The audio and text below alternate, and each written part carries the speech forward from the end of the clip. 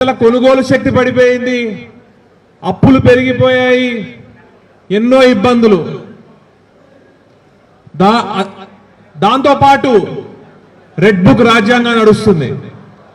జగన్మోహన్ రెడ్డి గారు రాముడైతే మరి ఆయన వెంట లక్ష్మణుడుగా ఉన్న మన మిథున్ రెడ్డి గారిని మరి అక్రమ కేసులు పెట్టి మరి జైల్లో వేయడం జరిగింది. లిక్కర్ స్కామ్ అన్నారు. స్కామ్ అంటే ఏంటి?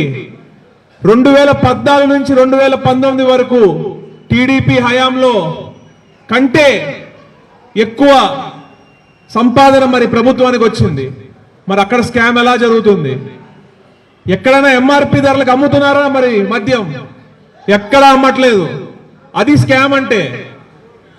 మరి ఏదైతే స్కిల్ డెవలప్మెంట్ సిమెంట్స్ కంపెనీకి అని చెప్పి క్యాబినెట్ లో ఆమోదం పొంది ఏదో ఊరు పేరు లేని కంపెనీలకు డబ్బులు వేస్తే దాన్ని స్కామ్ అంటారు. అందుకే చంద్రబాబు నాయుడు గారు తీసుకెళ్లి జైల్లో వేయడం జరిగింది. కానీ ఇక్కడ రెడ్ బుక్ రాజ్యాంగం జరుగుతుంది. ఎవరి స్థాయిలో వారిని ఇబ్బంది పెడుతున్నారు, మిమ్మల్ని కూడా ఇబ్బంది పెడుతున్నారు. గ్రామ స్థాయి నుంచి మండల స్థాయి నుంచి రాష్ట్ర స్థాయి వరకు వైఎస్ఆర్సీపీ కండువా వేసుకుని వైఎస్ఆర్సీపీ జెండా పట్టుకున్న ప్రతి కార్యకర్తని ఇబ్బంది పెడుతున్నారు. ఒకసారి ఎంపీపీ గారిని వేదిక మీద రాసుకోవచ్చునండి. కానీ మా ధైర్యం, జగన్మోహన్ రెడ్డి గారి ధైర్యం, మీరే కార్యకర్తలే అని చెప్పి తెలియజేసుకుంటున్నాను. ఈరోజు ఎందుకు జగన్మోహన్ రెడ్డి గారు చుట్టూ ఉన్న వారందరినీ అరెస్టులు చేస్తున్నారు, ఇలా ఇబ్బందులు పెడతారు? ఎందుకంటే మీ ఆత్మస్థైర్యాన్ని దెబ్బతీయడానికి, మిమ్మల్ని మీరు ఉత్సాహపడకూడదు, పార్టీ బలపడకూడదు అని చెప్పి మిమ్మల్ని మెంటల్ గా టార్గెట్ చేస్తున్నారు. అవేమీ లెక్క చేయకండి. ఇలాంటి కేసులు 100 పెట్టినా కూడా ఎవ్వడూ భయపడేది లేదు. ఇంకా అవసరమైతే అందరం కూడా జైలు బరో అందాం అంతే. మరి ఇంకా చంద్రబాబు గారు మోసాలకు వస్తే అన్ని అబద్ధాలే. ఫ్రీ సిలిండర్ అన్నారు, లేదు. ఫ్రీ బస్ అన్నారు, లేదు. ఎన్నో హామీలు, అన్ని బూటకాలే, అన్ని అబద్ధాలే. ఈరోజు ఏమన్నా ఉంటే అది నేనే కనిపెట్టాను, ఇది నేనే కనిపెట్టాను, కంప్యూటర్ నేనే కనిపెట్టాను, మొబైల్ ఫోన్ నేనే కనిపెట్టాను.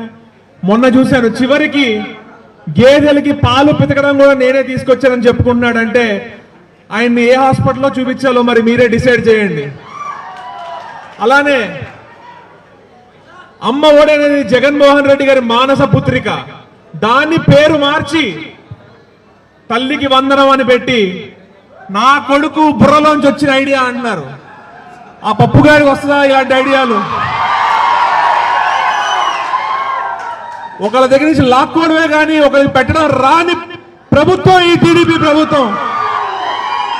ఇవన్నీ మనం ప్రజల్లోకి తీసుకెళ్లాలి. అది ప్రజల్లోకి గడపకి వెళ్ళాలంటే అది కేవలం ఇక్కడ ఉన్న నాయకులు కార్యకర్తల వల్లే సాధ్యం అని చెప్పి నేను తెలియజేసుకున్నాను. కాబట్టి జగన్మోహన్ రెడ్డి గారు చెప్పినట్టు మనం ఆ క్యూఆర్ కోడ్ ఏదో ఉందో అది ప్రతి ఇంటికి తీసుకెళ్లి వారు చేసిన మోసాలు, వారు చేసినవన్నీ కూడా మనం తీసుకెళ్ళాలి. ఈరోజు ఈ క్యూఆర్ కోడ్ అందరూ కూడా స్కాన్ చేసి, అలానే ఈ మేనిఫెస్టో ఏదైతే ఉందో అవన్నీ కూడా హామీలు ఏవైతే ఇచ్చారో, ఎలా మోసం చేశారో, ఆ బాండ్ల పేరుతో ఎలా మోసం చేశారో ఆ బాండ్లు చూపించండి.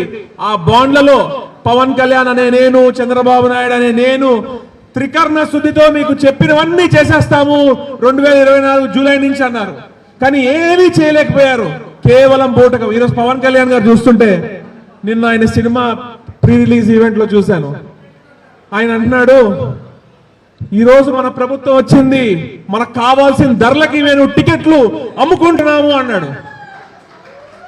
మరి రైతులకి కావాల్సిన గిట్టుబాటు ధర ఎక్కడ? మరి రైతులకి ఇక్కడ ఈ మండలం మరి ఆయిల్ పామ్ రైతులకి గిట్టుబాటు ధర వస్తుందా? కోకో రైతులకి గిట్టుబాటు ధర వస్తుందా? మిర్చి రైతులకి లేదు, మామిడి రైతులకు లేదు, నిమ్మ రైతులకు లేదు. కానీ సినిమా టికెట్లకు కావాలంట. మరి అలాంటి సీఎం, డిప్యూటీ సీఎంలు మనకు ఉన్నారు. మరి మన రాష్ట్ర దౌర్భాగ్యం కాకపోతే. కాబట్టి మనం ఈ రోజు కూడా అమ్మఒడి చేశాము, మన జగనన్న చేయూత చేశాము, డ్వాక్రా మహిళలకి మంచి చేశాము, రైతులకు మంచి చేశాము. ప్రతి ఒక్క వర్గానికి మనం మంచి చేస్తాం కాబట్టి ఈ రోజు కూడా కాలర్ ఎగరేసుకుంటూ మనం జనంలో తిరుగుతున్నాము, తిరుగుతాము కూడా. కానీ చెప్తున్నాను, నెక్స్ట్ వచ్చే ప్రభుత్వం మాత్రం కార్యకర్తలకి కొంచెం మన లాస్ట్ గవర్నమెంట్ లో కార్యకర్తలకు కొంచెం అన్యాయం జరిగిన మాట వాస్తవం. కానీ వచ్చే జగన్మోహన్ రెడ్డి గారు 2.0లో మాత్రం అది జరగకుండా ఇక్కడ ప్రతి నాయకులు జాగ్రత్త తీసుకుంటామని చెప్పి తెలియజేసుకుంటున్నాను. అలానే మనందరం కూడా కలిసిమెలిసి ఉండాలి. ఏ చిన్న చిన్న సమస్యలు ఉన్నా కూడా, మనం ఇప్పుడు అధికారంలో లేము, ప్రతిపక్షంలో ఉన్నాము, చిన్న చిన్న సమస్యలు ఉన్నా కూడా అవన్నీ పక్కన పెట్టి మన పార్టీ కోసం కష్టపడి మనం గెలిపించుకుని మళ్ళీ రేపొద్దున్న మళ్ళీ మన ధ్యేయం ఒకటే, జగన్మోహన్ రెడ్డి గారిని మళ్ళీ ముఖ్యమంత్రి చేసుకోవడం ఒకటే. కాబట్టి ఇక్కడ మన విజయరాజ్ గారు ఉన్నారు, విజయరాజ్ గారికి అందరూ సహకరిస్తూ, అలానే మనందరం నెక్స్ట్ వచ్చే ఎలక్షన్ లో బంపర్ మెజారిటీ చూడాలని చెప్పి మిమ్మల్ని కూడా కోరుతున్నాను.